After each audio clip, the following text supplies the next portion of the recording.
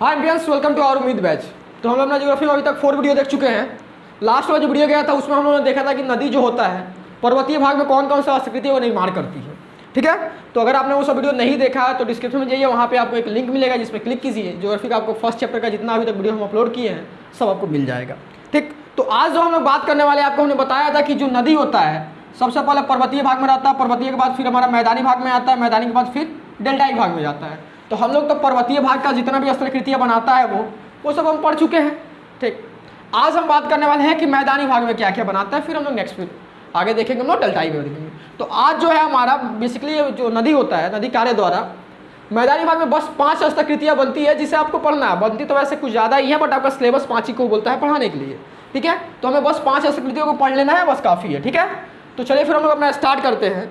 तो जो सबसे पहले हमारा बात एक आप नोटिस कर लीजिए, ठीक, कि समझिए कि जो हम लोग अभी ये अच्छा से जानते हैं कि जब नदी हमारा पर्वतीय भाग में रहता है, जब नदी हमारा कहाँ रहता है, पर्वतीय भाग में रहता है, तो ढाल अधिक है, ये बात आप लोग जानते हैं अच्छा से। जब ढाल अधिक है तो ढाल जब अधिक रहेगा तो आपको भी पता है ये बात कि यहाँ पे क्या होगा, हमारा बहुत तीव्र गति से बहेगा। अब तीव्र गति से जब बहेगा तो कटाव कार्य अधिक करेगा, कटाव कार्य अधिक करेगा। और नदी यहाँ पे क्या रहता है, पतला रहता है। ठीक है, लेकिन जैसे ही वो मैदानी भाग में प्रवेश करने वाला होता है तो यहाँ जब तली पे आएगा तो अचानक ढाल में कमी आएगा।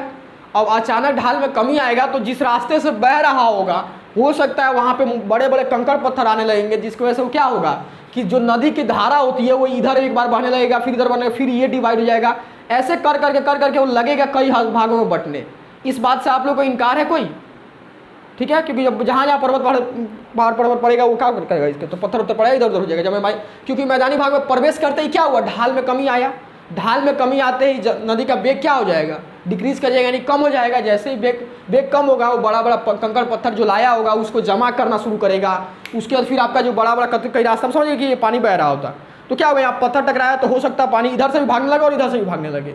ठीक है, तो ये पॉसिबिलिटीज है हम लोग के पास। तो ऐसे हमारा क्या होता है, नदी होता है बहुत सारे असंख्य शाखाओं में विभाजित हो जाती है और बड़ा बड़ा कंकड़ पत्थर को वहीं पे रख देती है। ठीक है, तो यहाँ पे हमारा एक आकृति निर्मित होता है जिसे हम लोग कहते हैं जलोढ़, जिसे हम लोग क्या कहते हैं बाबू, जलोढ़ कहते हैं। ठीक है, अब देखिए इसका डिफिनेशन आपको हम समझा दें।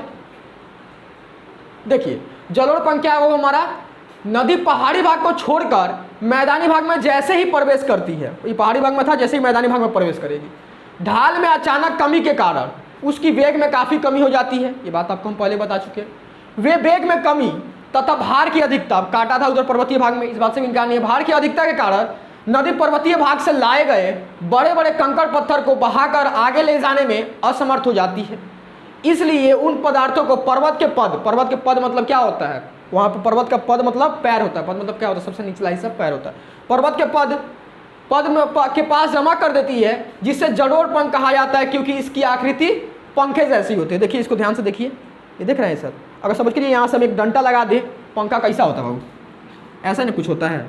ठीक है, तो अगर हम यहाँ पे देखिए एक ठो, अगर लगभग हम इसको ऐसे देखिए जो बना है हमारा, ठीक है, देखिए ध्यान से देखिए, ये जो दिख रहा है हमारा, अगर इसमें हम एक डंटा लगाए तो पंखा जैसे नहीं दिख रहा है, तो इसलिए हम लोग इसको जलोढ़ पंखा। अब देखिए हुआ क्या है, ठीक है, पर्वतीय भाग से वो तीव्र गति से आ रहा था, बहुत सारा कटाव उटाव किया था। जैसे ही वो मैदानी भाग में प्रवेश करेगा उसका ढाल में एकदम क्या हो जाएगा, हमारा गिरावट आएगा। तो क्या होगा, जब ढाल कम होगा, जब ढाल कम होते ही क्या होगा, बड़ा बड़ा कंकड़ पत्थर लाया होगा उसको जमा करना शुरू कर देगा। वहाँ पे जो ऑलरेडी मजबूत वाला जो कंकड़ पत्थर होगा उसको अब तोड़ नहीं पाएगा, तो जिसकी वजह से नदी क्या होता है, बहुत सारे शाखाओं में विभाजित हो जाती है और उस सब कंकड़ पत्थर को जमा कर देती है, जिसकी वजह से हमारा क्या निर्मित होता है, वहाँ पे हम लोग का जलोढ़ निर्मित होता है। ठीक है, एक्चुअल रियल जलोढ़ कैसा होता है वो दिखा दे आपको हम।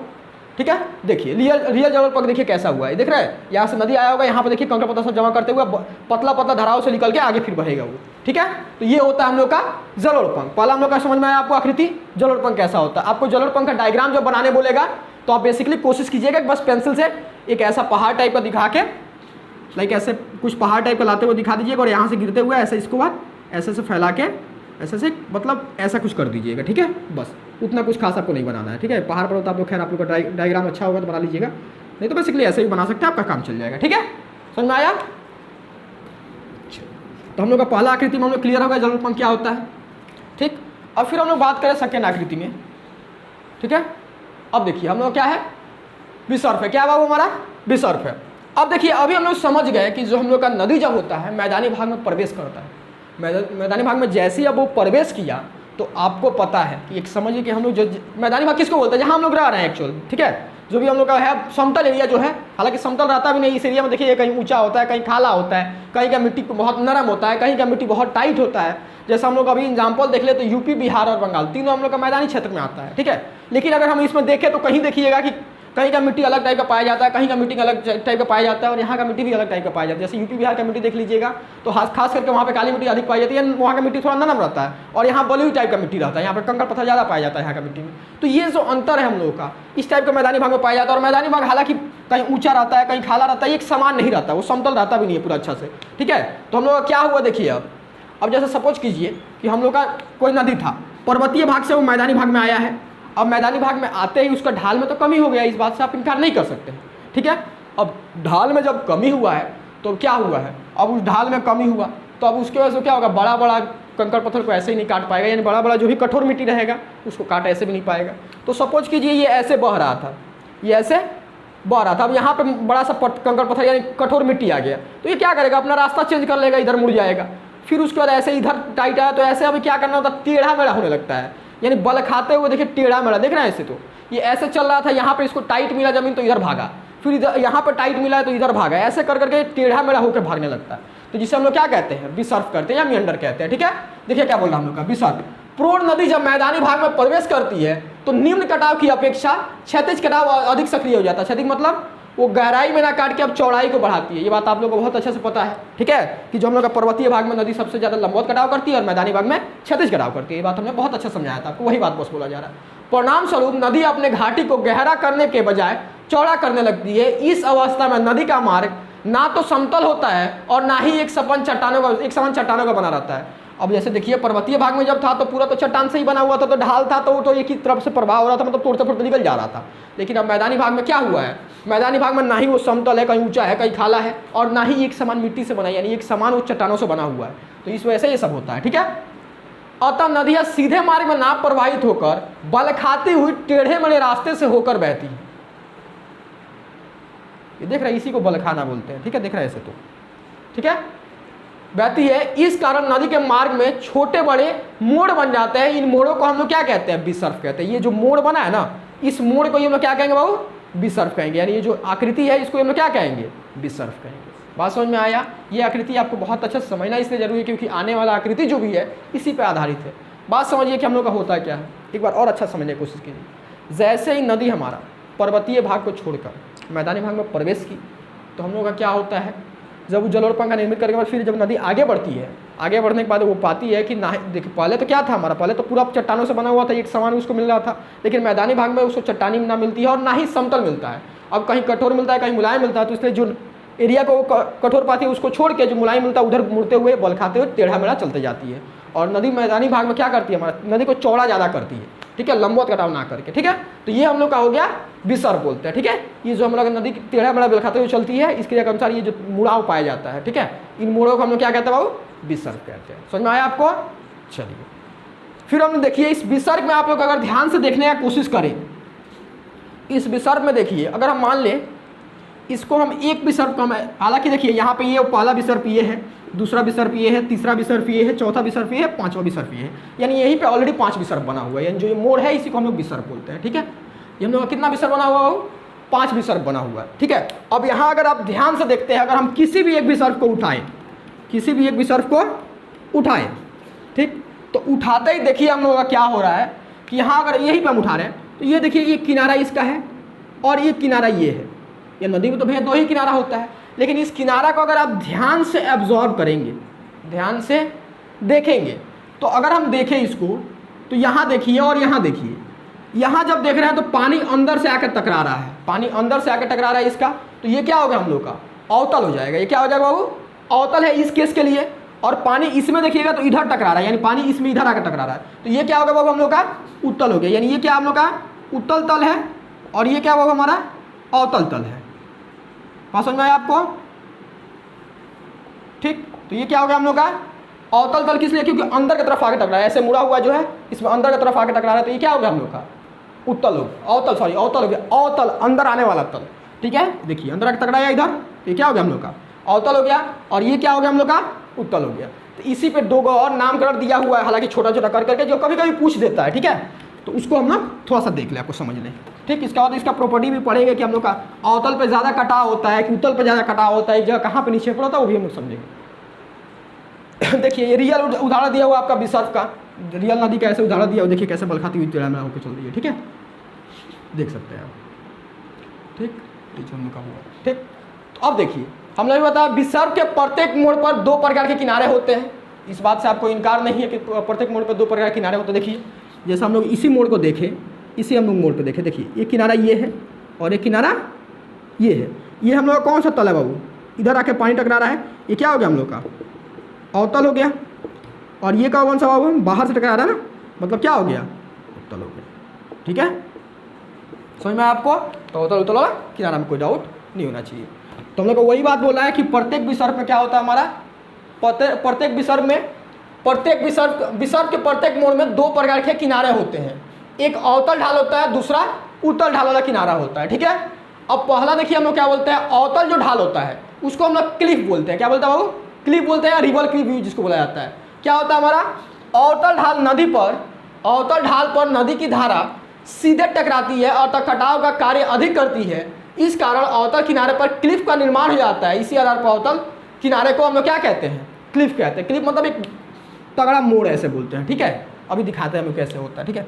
देखिए ध्यान से, अवतल आप समझ गए हैं, देखिए ध्यान से, इधर पिक्चर देखिए आप, ठीक। देखिए अब लाइक देखिए नदी जो आ रहा है, इधर आ रहा है, देखिए ये ज़्यादा इधर काटा है, देख रहा है इधर कितना आगे गया है। तो ये देखिए जो अवतल वाला तल है हमारा, ठीक, ये देखिए कितना यहाँ पे ज़्यादा, डेफिनेटली अगर पानी आएगा तो इधर ही ज़्यादा टकराएगा, तो इधर क्या करेगा हम लोग का कटाव का कार्य अधिक करेगा। तो इसलिए हम लोग इसको क्या बोलते हैं बाबू, रिवर क्लिफ बोलते हैं। क्या बोलते हैं, क्लिफ या रिवर क्लिफ बोलते हैं। और हम लोग बात करें उत्तल तल पे, तो उत्तल तल देखिए पहले यहाँ पे था, अब इधर क्या कर रहा है, ये जमाव कर रहा है। उत्तल तल पे ये जमाव करता है और अवतल तल पे कटाव करता है, ठीक है।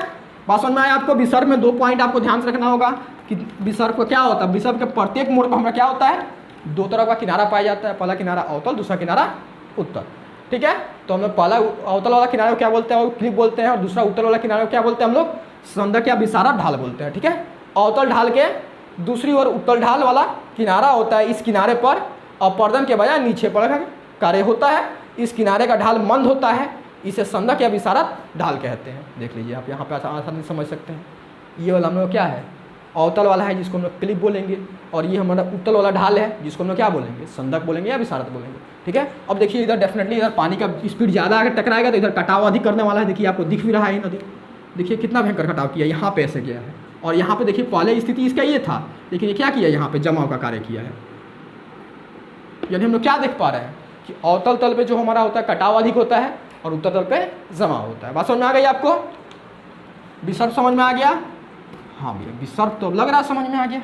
चलिए अब हम लोग फिर तीसरी आकृति पे बात करें, ठीक है। आपका अगर डायग्राम बनाना होगा, अगर डायग्राम आपको बनाना होगा तो डायग्राम डेफिनेटली इसी को यूज करते हुए बना दीजिएगा, ये सब लिखने की आपको ज़रूरत नहीं है, ठीक है। वैसे ये सब लिखा हुआ है क्योंकि गूगल वगैरह हमने भी इमेज यूज किया है तो उसमें ये सब रहता है, ठीक है।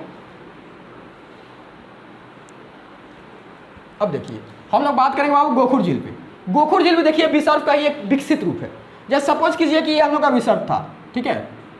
अब ये हम लोग क्या था बाबू, ये हम लोग का एक विसर्ग का हम एक छोटा सा हिस्सा लेने की कोशिश कर रहे हैं, ठीक है। अब ये देखिए हम लोग का ये क्या था बाबू, हमारा विसर्ग था। अब जब ये विसर्ग था तो देखिए क्या होगा हम लोग का, अब विसर्ग में क्या होगा कि ये नदी ऐसे बहती रहे। अब ये नदी का प्रवाह मार्ग ये है, अब नदी का प्रवाह मार्ग ये है, तो ये क्या करती है बाबू, इधर क्या करिए हमारा, इधर अब देखिए इसको इतना लंबा जाने में दिक्कत हो रहा था, ये क्या करेगी यहाँ पे बार बार देखिए, एक ध्यान से समझिएगा। अभी हम बता रहे थे इस तल पे टकराएगा, जब इस तल पर टकरा रहा है तो देखिए इसको और इधर काटते जा रहा है, ठीक है, और इधर काटते, इधर भी सेम के सही हो रहा है, और तल इधर भी काटते जा रहा है। अब देखिए दोनों ऐसे जब काटते जाएगा हम लोग का, तो ये देखिए दोनों और ऐसे होते जाएगा, बात समझ में आया। तो और ऐसे झुकाव टाइम पे एक ऐसा होता है कि जब दोनों जाके जुड़ जाता है। बात समझने की कोशिश कीजिए, इस पर समझ में आए। देखिए ध्यान से, सपोज कीजिए कि हम लोग का ये कोई एक तो हम विसर्ग ले रहे हैं, ये क्या ले रहे हो हम लोग का, ये हम लोग का विसर्ग ले। जब पानी इधर से जाएगा तो आपको ये अवतल तल हुआ, इस पे टकराएगा, तो इस पे टकरा के इसको क्या करेगा हम लोग का, यही पर हम समझाने की कोशिश करें, इसको टकरा के ये इधर बढ़ाएगा, इधर बढ़ाने के बाद से फिर अब इधर देखिए जब पानी इधर आगे बढ़ेगा, जब पानी इधर आगे बढ़ेगा तो फिर यहाँ पे देखिए इसके लिए अवतल तल ये हो जाएगा, यहाँ पे ये जो अवतल तल होगा हमारा, यहाँ पे अवतल तल ये हो जाएगा, जिसको ऐसे इसको ये काटने की कोशिश करेगा तो अभी क्या हो जाता है, ऐसे ये भी मुड़ जाता है।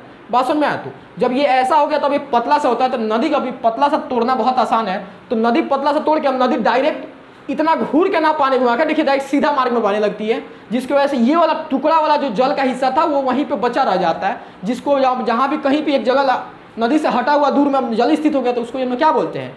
झील बोलते हैं। उसको क्या बोलते हैं बाबू हम लोग? झील बोलते हैं। तो इसको हम लोग गोखुर क्यों बोलते हैं या धनुषाकार झील क्यों बोलते हैं? क्योंकि इसका आकृति देखिए आप कैसा दिख रहा है ऐसा, ये देखिए धनुष को भी आप ध्यान से देखिएगा तो ऐसा ही कुछ रहता है ना। तो देखिए इसको हम लोग क्या बोलते हैं बाबू? धनुषाकार बोलते हैं। और इसका एक और नाम है जिसको हम लोग गोखुर झील बोलते हैं। गोखुर क्यों बोलते हैं? क्योंकि अगर आप ध्यान से देखिएगा तो जो गाय होता है उसका आगे वाला खुर, पैर का जो नाखून जैसा उन लोग का होता है वो कुछ इसी आकृति का पाया जाता है, इसलिए हम लोग इसको गोखुर झील बोलते हैं। और इसका एक और नाम है झाड़न झील भी हम लोग इसको बोलते हैं। अब ऐसा क्यों? क्योंकि झड़ना मतलब देखिए पत्ती झड़ के अलग हो गया पेड़ से, तो हम लोग क्या बोलते हैं? पत्ती झड़ गया, तो वैसे ही ये क्या हुआ? नदी से अलग हो गया, तो इसलिए हम लोग इसको क्या बोलते हैं बाबू? झाड़न झील भी बोलते हैं। बात समझ में आई? हाँ भैया समझ में आया, लेकिन पूरा क्लियर नहीं हुआ। चलिए आपको और क्लियर करने का हम कोशिश करते हैं। बात समझ में आया? ध्यान से समझिए आप। पहले आपको इसके लिए विसर्ग वाला जो प्रक्रिया है हमारा दोनों, वो समझ के आना बहुत ज़रूरी है। एक बार और आपको हम रिवाइज करा दें फिर हम बात करते हैं। देखिए नदी पहले क्या था? ऐसे बह रहा था, नदी पहले क्या था? इस मार्ग से बह रहा था, ठीक है। अब डेफिनेटली आपको इस तल पे ज़्यादा टकराव करेगा और यहाँ पे इधर बहते हुए इस तल पे, क्योंकि अवतल तल पे आपको पता है कटाव का कार्य अधिक करता है। इस बात से आपको इनकार नहीं होना चाहिए। नहीं भैया इस बात से हमें इनकार नहीं है। तो कटाव करते हुए तो देखिए इसको अब बढ़ा दिया इधर, इसको ये भी बढ़ा दिया, ये दोनों बढ़ गया। अब बढ़ने के बाद ये दोनों क्या होगा? एक टाइम ऐसा आएगा कि पूरा एकदम पतला हो जाएगा। पतला के बाद एक टाइम ऐसा होगा कि अब नदी को ज़्यादा लगेगा कि इधर हमको मुड़ के जाने के बजाय इसको सूटेबल इधर होगा कि इधर ही भागना शुरू कर दे। जब इधर भागना शुरू कर देगा तो इधर पानी जाने लगेगा और ये एरिया क्या होगा? अब सब इसका पदार्थ से भर गया, तो यहाँ पे देखिए एक एरिया जो होगा ये इतना दूर में पानी पाया जाने लगेगा, तो जिसको हम क्या बोलते हैं बाबू? गोखुर झील या झाड़न झील या धनुषाकार बोलते हैं। तीनों आकृति इसका नामकरण क्यों किया गया आपको समझ में आ गया। उदाहरण आप रियल लाइफ वाला देख सकते हैं। देखिए पहले नदी ऐसे जा रही थी, पहले नदी ऐसे होकर जा रही होगी पूरा, अब इसको सूटेबिलिटी लगा कि पीछे से काट के इधर भागने लगी, तो ये जो एरिया बच गया पानी वाला ये क्या बोल दिया जाएगा हम लोग? हाँ भैया ये तो झील है। बात समझ में आ गई आपको? चलिए अब इसका हम लोग परिभाषा पढ़ ले थोड़ा सा। देखिए परिभाषा पढ़ के देखिए, गोखुर झील का निर्माण नदी के अपर्दन, परिवहन तथा निक्षेपण कार्य का सम्मिलित रूप है। आपको भी पता है पहले अपर्दन करेगा, पदार्थ को देखिएगा वो अवतल तल पे काट रहा है, फिर आपका परिवहन कर रहा है यानी वहाँ से काट के तो कहीं और शिफ्ट करा रहा है उसको। निक्षेपण मतलब वहाँ पे पदार्थ जो जमाव कर रहा था, देखिएगा इधर से काट के इधर मिट्टी जो जमा कर रहा था, ठीक है। कार्य का सम्मिलित प्रयास से होता है। प्रारंभ में नदी द्वारा निर्मित मोड़ छोटे होते हैं, लेकिन कालांतर में इनका आकार बहुत बड़ा हो जाता है और घुमावदार होता जाता है। जब विसर्ग अधिक विशाल और घुमावदार हो जाता है तब बाढ़ के समय नदी का मोड़ क्या होता है हमारा? कट कर सीधा मार्ग में प्रवाह का ग्रहण कर लेती है, सीधा मार्ग में प्रवाह होने लगा, जिससे नदी का मोड़ मुख्य धारा से कट कर अलग हो जाता है, जिससे एक झील का निर्माण होता है। इसकी आकृति धनुष के आकार की होती है अथवा गाय के खुर के समान होती है, इसलिए हम इसको क्या कहते हैं? धनुषाकार झील या गोखुर झील कहते हैं, अथवा इसे झाड़ा झील भी क्यों कहा जाता है वो बता चुके हैं हम आपको। समझ में आया? इसको तीनों नामों से पुकारा जाता है। तो आपको कोई भी एग्जाम में पूछ देगा आपको, ठीक है, किसी भी नाम से आपको पूछ देगा वैसे, ठीक। अब हम लोग बात करें बाबू बाढ़ का मैदान। ये बाढ़ का मैदान क्या होता है पहले से समझिए कि मैदान क्या होता है। बात समझ में आया? तो फिर हम लोग बात करेंगे। मैदान मतलब कोई भी समतल भूमि, जैसे हम लोग जहाँ रह रहे हैं वो भी किसी नदी का मैदान ही है या कहीं से भी बना हुआ मैदान ही है। आप लोग जैसा फील्ड वोल्ड खेलने जाते हैं ना, तो क्या बोलते हैं मैदान में खेलने का, यानी देखिए सब समतल भूमि है। बात समझ में आया? तो हम लोग क्या बोला जा रहा है?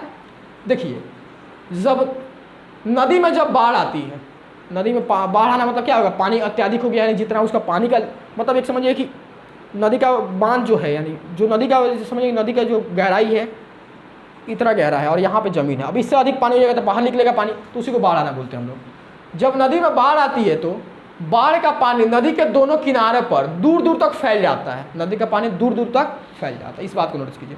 जब सपोज कीजिए इस नदी में बाढ़ आएगा तो बाढ़ आने के बाद पानी इधर निकल के भागेगा, पानी इधर निकल के भागेगा दोनों साइड। तो अब पानी निकल के भागेगा तो पानी तो अकेला नहीं भागेगा ना, अपने साथ सब उसका कंकड़ पत्थर जो भी उसका अंदर में पदार्थ है जिसको वो बहा के लेके जा सकता है, सबको बहा के ले जाएगा।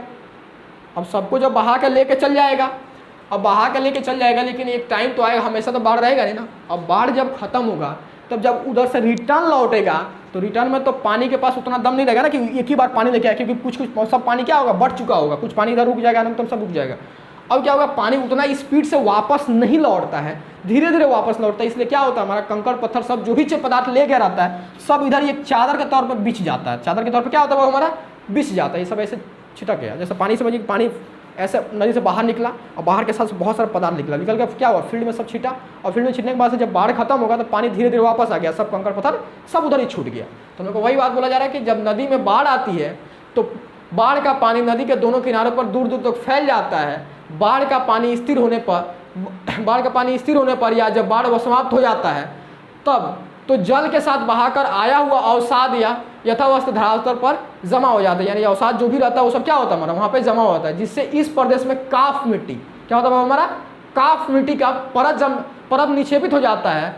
बार बार बाढ़ आने से लहरदार समतल काफ मिट्टी का मैदान का निर्माण हो जाता है, जिसे हम लोग बाढ़ का मैदान कहते हैं। यानी बार बार कई बार आया और पतला पतला चादर जैसा मिट्टी बिछाते गया कंकड़ पत्थर से जो भी मिला के, तो उसको क्या बोलते हैं हम लोग, बाढ़ का मैदान बोलते हैं। यह मैदानी भाग काफ़ी उपजाऊ होता है। इस बात से आपको इनकार होना चाहिए कि नदी द्वारा लाया वो मिट्टी है तो वो तो बहुत छान पीन के बहुत अच्छा से मिट्टी लाता है, तो जिसकी वजह से हमारा क्या होता है वो बहुत उपजाऊ होना इसमें नॉर्मल है। यह ऐसा सही में होता है क्या, रियल यहाँ पर दिखाएं आपको हम। देखिए रियल उदाहरण, देखिए इस नदी के किनारे जो भी ये बैठा हुआ है हमारा सभी जो भी भूमि है ये सब क्या है हमारा बाढ़ का मैदान का ही उदाहरण है। समझ में आया बात, तो ये सब जो भी है बाढ़ का उदाहरण का मैदान का ही उदाहरण है। बात समझ में आ गया आपको, हाँ अब समझ में आया। चलिए अब हम लोग बात करें लास्ट अपना प्राकृतिक तटबंधन। प्राकृतिक तटबंधन बनाने का मतलब तट क्या होता है वो बताइए। तो आप लोग कहीं ना कहीं अभी तक अगर खैर यहाँ पे वेस्ट बंगाल में रहते हैं तो यहाँ पर तो खैर बहुत सारा तट ऐसा है जहाँ घूमने जाने वाला है, तो आप लोग कहीं ना कहीं एक ठो घूम के आए ही होंगे, ठीक है। तो जो हम लोग का तट मतलब क्या होता है वो हमारा किनारा होता है। क्या होता है, किनारा। जैसे नदी का ये क्या है हम लोग का, ये किनारा है, सब किनारा है तो हाँ ठीक। अब प्राकृतिक तटबंधन मतलब क्या होता है, प्रकृति की तरफ से एक उस पर तट बनाया जाता है, किनारा बनाया जाता है जिसकी वजह से पानी अब इधर ना जा पाए, जो रोक रहा है उस पानी को, वैसा एक किनारा बनाया जाता है। आजकल तो हम प्राकृतिक के भरोसे नहीं रहता, कृत्रिम बना लेते हैं, अपने से हम लोग बना लेते हैं ईंट पत्थर डाल के कि बाढ़ हो रहा है तो पानी कभी भी एरिया में ना आए, नहीं तो पानी आने लगेगा तो हम लोग क्या हो जाएगा, हम लोग घर और सब दह जाएगा, ठीक है। तो जिसकी वजह से हम लोग बना लेते हैं। लेकिन प्राकृतिक नदी भी अपने आप को पानी को एक एरिया में सीमित रखने के लिए एक बांध बनाती है, जिसे हम लोग क्या कहते हैं, प्राकृतिक तटबंधन कहते हैं। प्राकृतिक मतलब अपने आप से बन रहा है, और हम लोग जो बनाते हैं उसको क्या बोलेंगे, हम लोग कृत्रिम बोलेंगे। क्यों, क्योंकि वो हम लोग बना रहे हैं, मशीन वगैरह यूज करते हुए बना रहे हैं, ठीक है। तो उसी को हम लोग समझ रहे हैं। देखिएगा बोलो, प्राकृतिक तटबंधन बाढ़ के समय बहाकर लाए गए अवसाद नदी के दोनों किनारे पर कुछ दूर दोनों ओर जमा होते रहते हैं। जैसे देखिए ये जमा होते हुए आपको दिखाया गया, भाई ये समझ नहीं आ रहा, अच्छा सा भी समझाता है, ठीक है। जैसे सपोज कीजिए ये हम लोग का अभी नहीं रहता, बात समझिए, ये हम लोग का नहीं रहता। अब पानी जब उछाल मारेगा तो सबसे बड़ा कंकड़ पत्थर कहाँ रखेगा, यहीं रखेगा ना, और जो छोटा छोटा होगा और दूर लेके जाएगा, जो सबसे छोटा होगा और दूर लेके जाएगा, ऐसे बहाते लेके चल जाएगा। अब जो बड़ा वाला यहीं पे होगा, अब ज़्यादातर सब क्या होगा, बड़ा के पास उसके यहीं पे मतलब ज़्यादा इकट्ठा होने लगेगा। समझो ये इकट्ठा हो गया, अब इकट्ठा होने में जब पानी होगा रीस रास के लौट जाएगा, लेकिन हम लोग का क्या होगा, ये छोटा छोटा कर गया सब इधर, अब पानी लौट आया, अब ये क्या होगा, यहीं पे जमा हो गया। तो ये क्या होता है हमारा किनारे के तरह प्रतीत होने लगता है, जिसको हम क्या बोलते हैं, प्राकृतिक तटबंधन बोलते हैं। तो वही क्या बोला हम लोग का, प्राकृतिक तटबंधन। बाढ़ के समय बहाकर लाए गए अवसाद नदी के दोनों किनारे से कुछ दूर दोनों ओर जमा होते रहते हैं। इस प्रकार नदी के दोनों किनारे पर नदी से ऊंचे उठने लगते हैं। नदी क्या होता है हमारा, नदी से दोनों किनारे क्या होता है, ऊपर उठने लगेगा। देखिए नदी यहीं तक था, वो ऊपर उठने लगता है, ऊपर उठने। यहाँ प्रतिवर्ष बाढ़ के समय अधिक अवसाद मुख्य धारा से दोनों ओर फैलता रहता है। इस प्रकार किनारे पर ऊपर उठे भाग को प्राकृतिक तटबंधन कहलाता है। यानी जो किनारा के ऊपर उठे हुआ भाग है, इसको क्या कहते हैं, प्राकृतिक तटबंधन कहते हैं।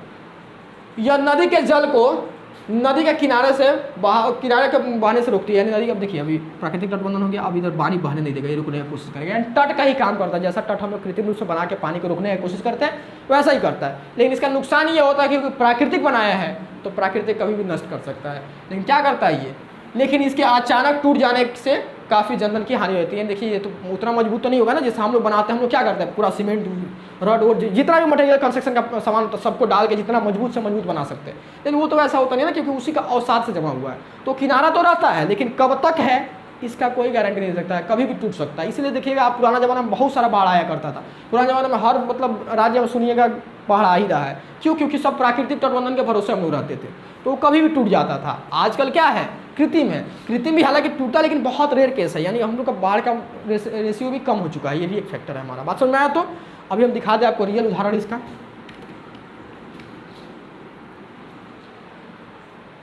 देखिए आपका क्या हुआ है, नदी के दोनों तरफ ऊंचा करते गया है ये, ठीक है। अब नदी के दोनों तरफ जो ऊंचा करते गए यही क्या हुआ हमारा प्राकृतिक तटबंधन हुआ। एक तरफ और एक साइड का इमेज लिया हुआ है, जैसे देखिए ये हमारा बंगाल का ही नदी का है किसी का, ठीक है। तो ये देखिए पानी है, इसके बगल में देखिए कितना ऊंचा तक जमा हुआ है। तो ये जो हमारा जमा हुआ है ये क्या है, हमारा प्राकृतिक तटबंधन का उदाहरण है। बात समझ में आया। तो यहाँ पे हम लोग का ओवरऑल खत्म हो जाता है, ठीक है। अब हम लोग फिर जो नेक्स्ट वीडियो होगा हमारा, उसमें हम लोग जो बात करेंगे, उसमें हम लोग देखेंगे जो मैदानी जो नदी है वो जब हम लोग का डेल्टाई भाग में प्रवेश करती है तो वहाँ कौन कौन सी आकृति का निर्माण करती है। फिर नदी वाला एक पार्ट जो होगा हमारा ज्योग्राफी का कंप्लीट हो जाएगा। आप इसको वीडियो देखने के बाद से आप इसका डिस्क्रिप्शन में जाइएगा, आपको 2 PDF मिलेगा। एक ये PDF जो आपको हम दिखा रहे हैं, एक और PDF मिलेगा जिसको हम लोग का टाइप फॉर्मेट में ही रहेगा, लेकिन वो ब्लैक ब्लू से आपको कैसे लिखना है और कौन कौन डायग्राम आपको आसानी से बनाने लायक रहेगा वो डायग्राम वहाँ अटैच किया हुआ है। ये सब डायग्राम हम थोड़ी बना के आइएगा एग्जाम में, पॉसिबल थोड़ी है। नहीं भैया हम तो आर्टिस्ट, हम तो बना लेंगे। हालांकि अगर ऐसा कोई है भी तो मत ट्राई कीजिएगा, ठीक है, क्योंकि आपको 5 नंबर का क्वेश्चन मिलता है और 3 आकृति का जिक्र करना रहता है। आप लिखिएगा कि डायग्राम बनेगा, तो इसलिए डायग्राम में ज़्यादा टाइम नहीं देते हैं। डायग्राम को बस रफली पेंसिल से बना देता है कि हाँ ये आकृति ऐसा कुछ होता है, बस ये एग्जामों को समझाना रहता है और कुछ नहीं करना होता है, ठीक है। तो चलिए फिर हम लोग नेक्स्ट वीडियो में इसके बाद ज्योग्राफी में हम लोग जो देखेंगे उसमें हम लोग देखेंगे कि नदी जो होता है हमारा डेल्टाई भाग में प्रवेश करता है तो कौन कौन सी आकृति का निर्माण करती है। चलिए फिर हम लोग मिलते हैं नेक्स्ट वीडियो में, बाय।